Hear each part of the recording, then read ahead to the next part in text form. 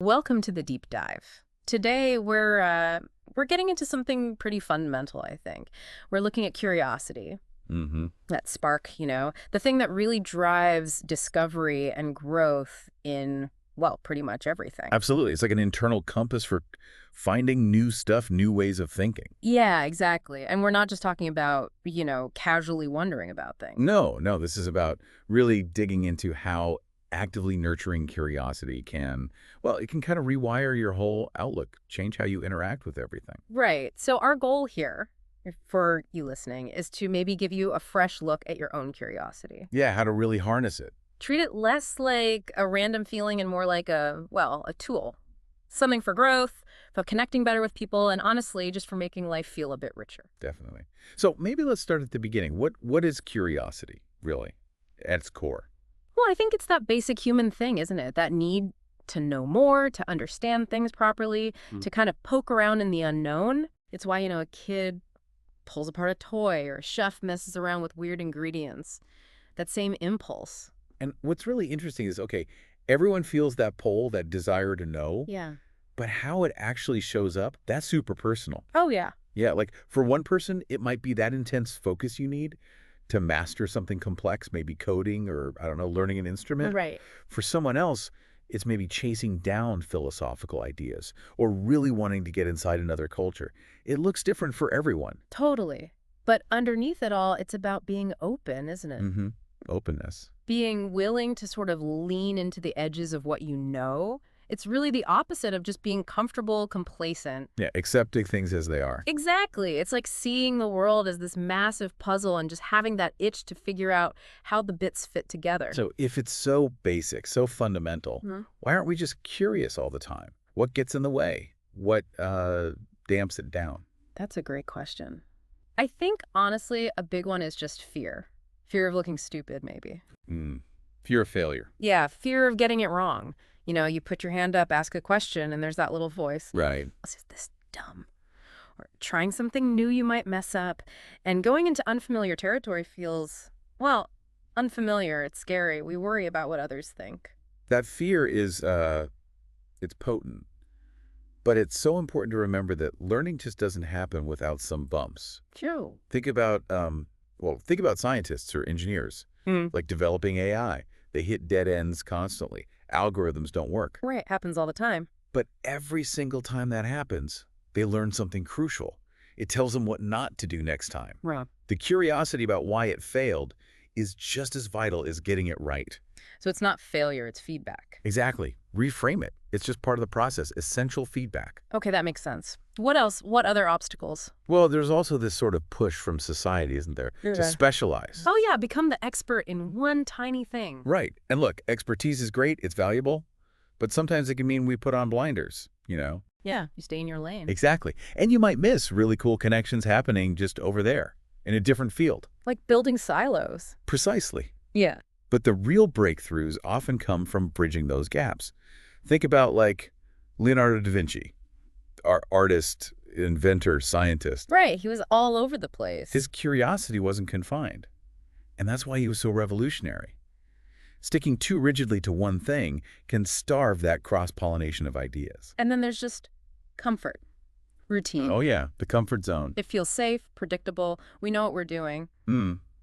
But that safety can also mean, well, stagnation, getting stuck. Curiosity kind of needs a bit of novelty, doesn't it? Something unexpected. That absolutely thrives on it. If we only ever do what we know, what's comfortable, we just don't give our brains that jolt, that opportunity to stretch. So the brain almost goes dormant in a way. Well, that natural curiosity certainly can. It needs stimulation from the unfamiliar, those little pushes outside our normal routine. Okay, so we've talked about what curiosity is and what kind of blocks it. Let's get to the good stuff. What happens when we actually, lean into it, cultivate it? What are the payoffs? Oh, the benefits are huge. Really Yeah. transformative.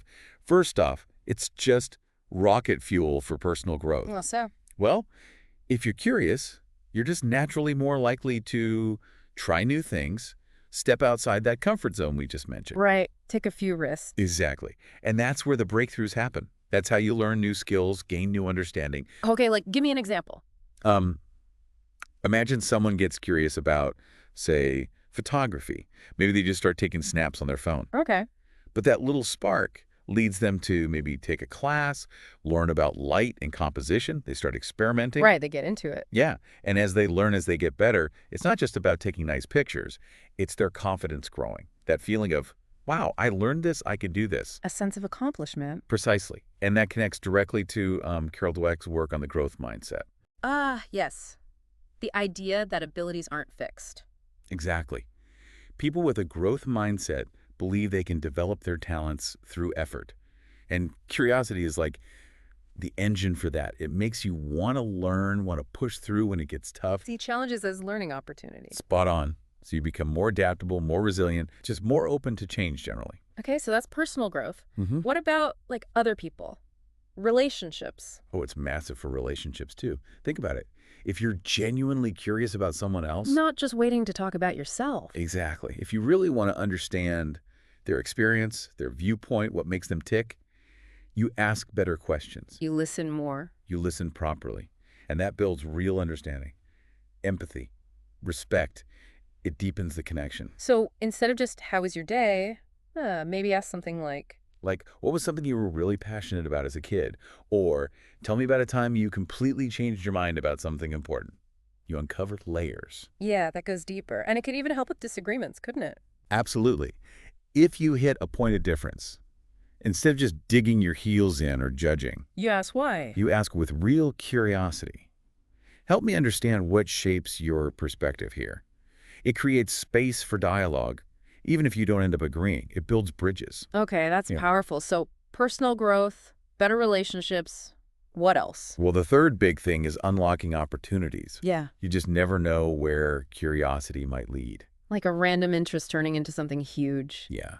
Sometimes those little hobbies, things you explore just for fun, they can blossom into passions or even careers or just experiences that totally change your life path. You mentioned Steve Wozniak before. Yeah. His electronics hobby leading to Apple. Right, a classic example. But it doesn't have to be that grand scale. Maybe you take a pottery class just for kicks, Okay. and you discover you love it, you're good at it, it becomes a fulfilling side hustle or connects you to a whole new community of people. You just don't know until you follow that initial flicker of interest. Those little sparks can start big fires. They really can. Let's make this really concrete. You mentioned a story about Sarah, an accountant. Ah, yes, Sarah. Yeah, It's a right. great illustration. So she'd been an accountant for years. Sale job, good on paper, Right. but she just felt unfulfilled. Yeah. Like something important was missing. No real creative engagement. Okay, I think a lot of people can relate to that feeling. Definitely. Now, she'd always kind of enjoyed taking photos, just casually, Yeah. a hobby she never took seriously. Just something on the side. Right. But this little seed of curiosity about like the actual art and skill of photography started to grow. So she decided, okay, I'm going to check this out. Enrolled in a local beginner's photography class.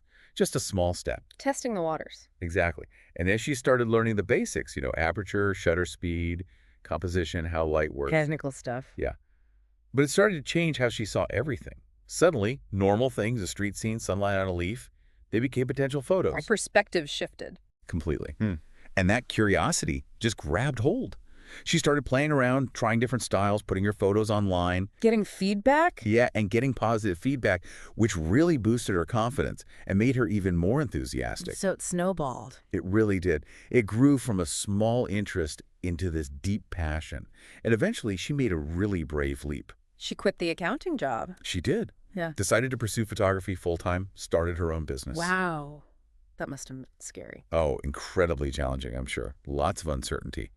But that core curiosity, that genuine love for what she was doing, That kept her going. it sustained her through the tough bits. Yeah. And now, she's got a successful business, doing something she loves, feeling that sense of purpose that was missing before. That's a fantastic story. Really shows the power of just following that initial nudge. It really does. Okay, so for anyone listening who feels that nudge, that spark of curiosity about something, what are some practical things they can do? How do you actually cultivate it? Well, a really basic but powerful thing is just to get into the habit of asking questions more consciously. Like intentionally asking why. Why? How? What if?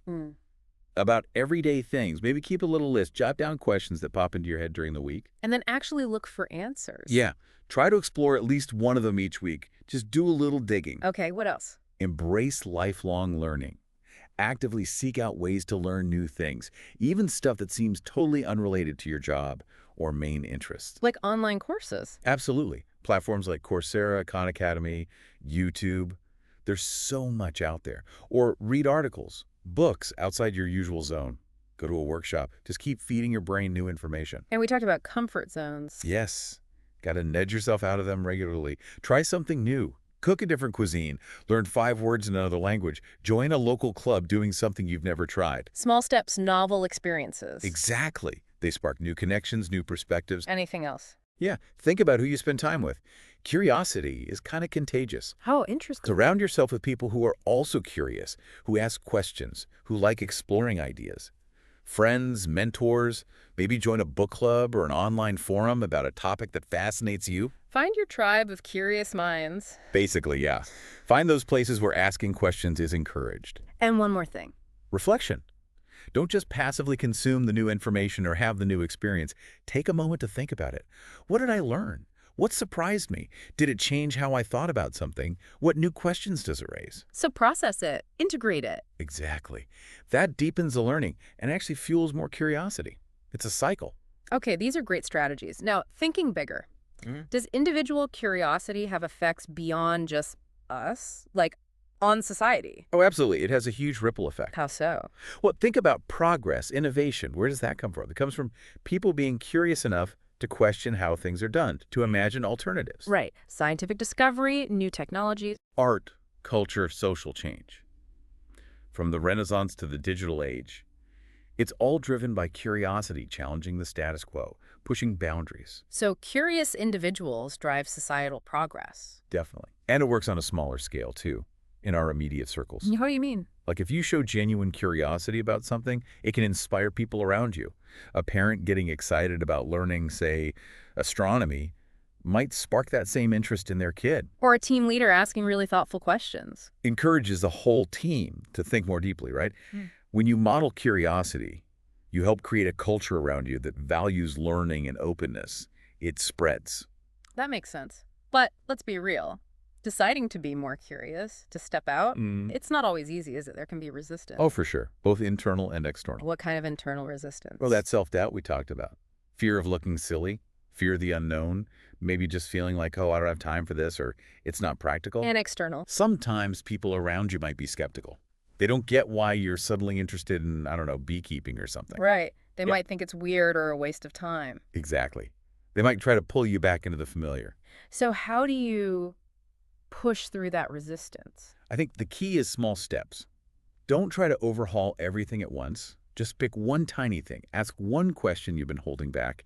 Try one little experiment that feels low risk. Build momentum slowly. Yes. And find allies. Talk to people who do support your growth, who get excited with you. And just keep reminding yourself why you're doing it. It's a journey, right? Not a race. It's about the process. Exactly. Okay, so as we kind of start to wrap this up, let's issue a challenge, a direct challenge to you listening. Yeah, let's do it. Think right now. What is one thing, just one, that you feel genuinely curious about? Doesn't have to be life-changing. Could be small. Could be learning to juggle, figuring out how your washing machine actually works, researching a historical event you know nothing about. Asking that question at work you've been hesitant about. Anything. Identify that one thing. And then? Then commit to taking one small, concrete step to explore it. Maybe this week. Write it down. Yeah, write it down. Maybe set a deadline. Tell someone you trust what you're planning to do. Just make it real somehow. Take that first active step. That's the key. Because opening that door, even just a crack, that's how it starts. Because really, curiosity isn't just a nice-to-have trait. It feels more like a superpower almost. It really does. It transforms things. It drives your own growth, deepens your connections, opens up doors you didn't even know existed. Think back to Sarah, the accountant turned photographer. Exactly. Overcoming that initial inertia, letting curiosity lead the way. It can genuinely lead to a more fulfilling, more purposeful life. So the final thought we want to leave you with is really a question back to you. What are you curious about right now? What's that question burning away in your mind? Don't ignore it. Take that first step, however small it feels. Let curiosity be your guide. See where it takes you.